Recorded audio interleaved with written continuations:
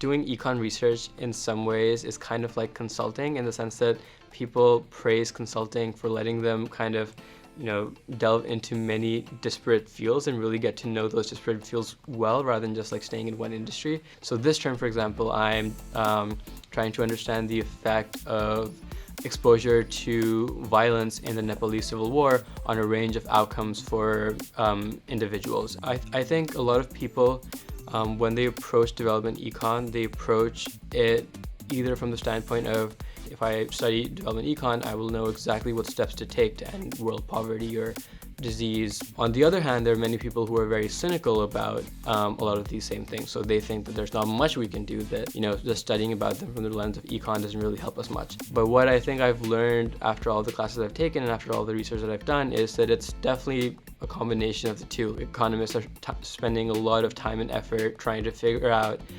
some really important questions, and in some questions we're there, in some questions we're not quite there. It's definitely not easy, so there's a lot of work for people like me to do. But at the same time, a lot of these problems I do sincerely believe are surmountable. I wish that I'd taken a lot of these classes earlier on. If I'd taken them earlier on, I would have had the skill set to begin research. And because it takes like a year or so for you to actually really get into the game of doing good research, I would have been able to have done that sooner if I had taken those classes sooner.